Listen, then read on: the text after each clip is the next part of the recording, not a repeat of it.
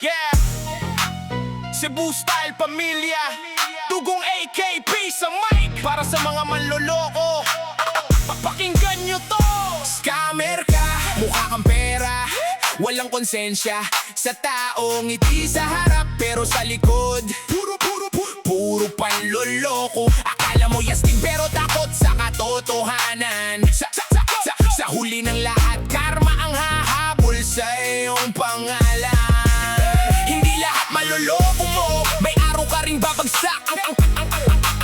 Ang kasinungalingan mo, unti-unting mabubunyag. Respeto'y hindi nabibili kahit gaano kalaki ang kita. Ang tunay na dangal, hindi kailanman nadadaya.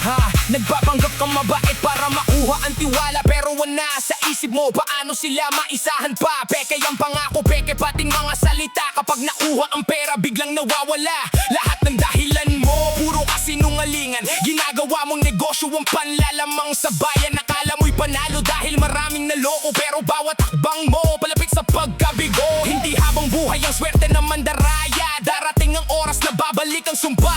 May pamilya ring umiiyak sa bawat biktima dahil sa kasakiman mong walang hiya ka. Kaya bago ka humakbang, tingnan mo kung may tinik. Tandaan mong hustisya'y darating lamang to ng tahimik. Pag bumalik ang karma, wala kang matatakbuhan. Scammer ka ngayon, bukas ikaw na laman ng pahayayagan. Mukha kang pera, walang konsensya sa taong ngiti sa harap, pero sa likod puro panloloko. Akala mo yastig pero takot sa katotohanan. Sa huli ng lahat, karma ang hahabol sa iyong pangalan. Hindi lahat maluloko mo, may araw ka ring babagsak. Ang kasinungalingan mo, unti-unting mabubunyag. Respeto'y hindi nabibili kahit gaano kalaki ang kita. Ang tunay na dangal, hindi kailanman nadadaya.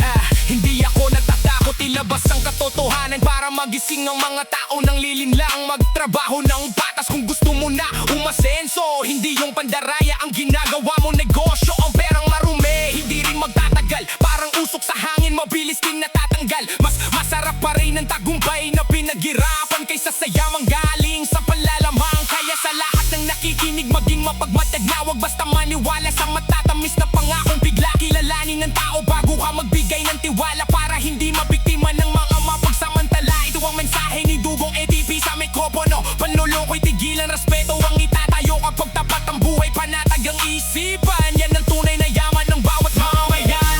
Mukha kang pera, walang konsensya sa taong ngiti sa harap, pero sa likod puro panloloko. Akala mo yastig pero takot sa katotohanan.